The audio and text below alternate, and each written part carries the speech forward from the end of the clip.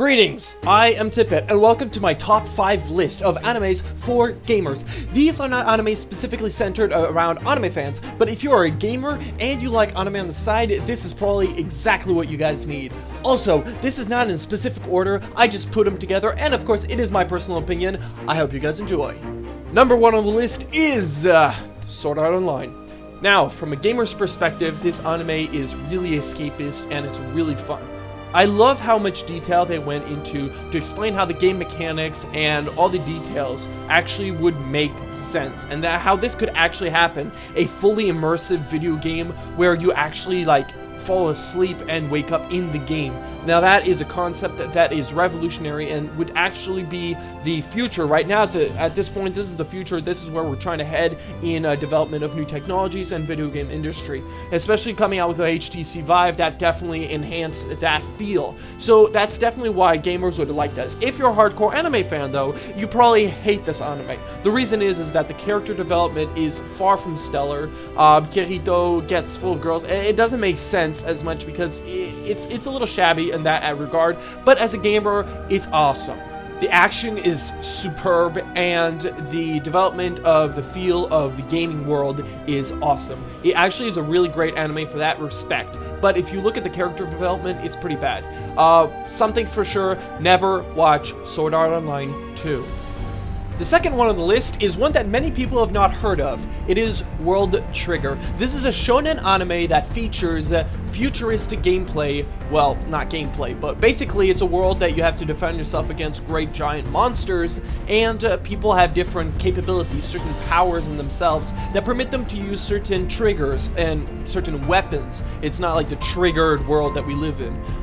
There is a sniper, there's an assault rifle, there's a shotgun, and you can only use these if you have the certain power in yourself. Yet what's really nice is that the main character, Osamu, is actually very weak, yet he is a strong leader. He's a compassionate guy, and it really develops a strong sense of, man, that guy is terrible, but I love him. He's great. He's cool. Like, I wish I could be him. And this anime is very interesting just for its different style. It's very clean. It's a very strategic sensed anime. So like when there's a match or something, he talks about all the strategy of how it's going, and it actually makes sense. It's not over the top. Like sometimes you see some characters do these things and it's like, first of all, how could you have known that? Second of all, how could that even happen? But no.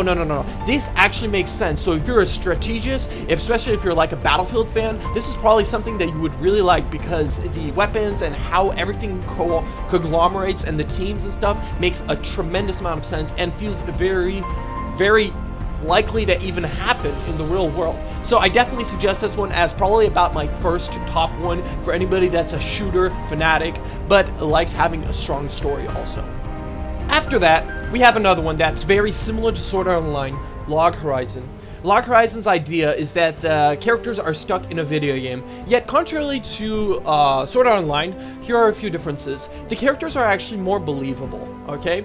Like, if you would ever be stuck in a video game, yes, I understand. Personally, I would be like, yeah! I would just rush out and kill a billion things and just enjoy my life. But at the same time, there is death in the game. You can actually die, and if you die, it creates trouble. And so that does increase that element where you actually lose part of yourself. So it's cool like that, because people wouldn't actually run out there and just go like killing everything. First of all, they would be stuck and they would feel very vulnerable. Second of all, they would also not want to die because there are consequences to dying. So that's more believable.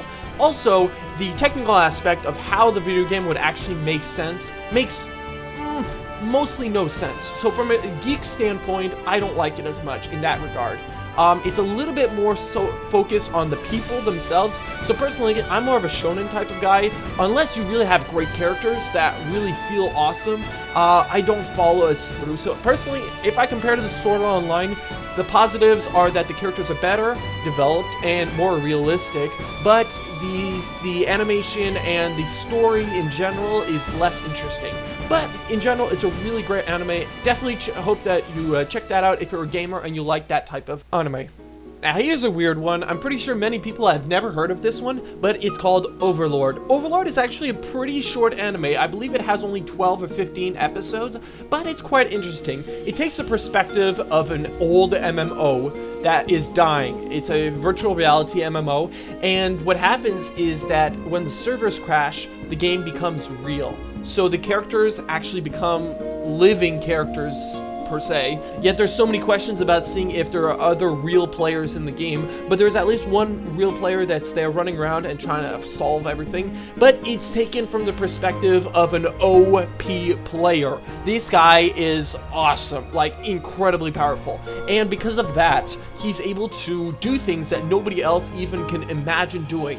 Yet at the same time, it takes into account the different qualities, because since he's a undead, he's weaker against certain attacks, so it takes all that into account, and it really is great for somebody that likes MMO genres in video games. Personally, I'm not that type of player. Of course, I must mention, this is a warning to you, there is some ecchi, okay? It's not full-blown ecchi, but it's a little bit of an ecchi, especially in one of the scenes, but I suggest that if you like MMOs and you like anime, you should watch this.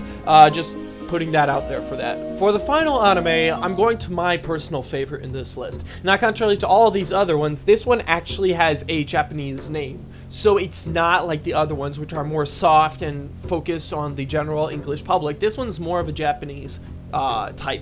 It's very serious. It's very, very strong, very beautiful, very serious, and the reason I'm suggesting in this list is that there are certain elements of gaming that are included. It is not a game, but the main character talks about game logic all the time, and all the time includes that. Also, this, of all the other characters, this is definitely the character that moves the most. Subaru starts out as a confident young man that's sort of egotistical and changes. It's incredible. The transformation feels very realistic though. If you were placed in this situation where you would live your life and all of a sudden you die and you would restart, that would be terrible. And then seeing all the atrocities that would happen, and then you restart all the time. I can't give you more details because I'll give it away. Literally, the entire series is so littered with things that can break the rest of it if I divulge. So I suggest you guys listen to it yourself. Basic concept: Subaru gets brought over to a world, no reason why, no understanding why, but he just starts living. He doesn't know what's going on. He just starts exploring. He gets killed. He respawns. Basically, it's basically that, except he comes back. It's a time loop, and he's always talking about game terms, and it makes sense. It brings a lot of the, well, if I was a gamer and I was in his position, so this is how I would do things. So that's why I can definitely relate to him in that aspect. And it has one of the best stories. There is a tiny bit of ecchi, like nothing much, but just like sort of suggestions. So I'm just putting out there as a disclaimer. But personally, this is my favorite one because I believe the development of the characters is the most realistic. It's not roses and fairy tales all the time where everything's perfect, wonderful. It's terrible. It's awful. It's gory. It's but it's great because it's like that. That's why I love it, and that's why this one has made it on my list and is personally my favorite. Thank you guys for listening. If you made it this far, that means you probably do enjoy this content, and if you do, please tell me about it in the description, what you wanted to see or what anime you wanted to see in this list. Also, if you are interested in seeing more content, well, it's not gonna be exactly like this, but subscribe to my channel and you should be able to see more. That's about it, guys. Thank you for listening, and a la próxima.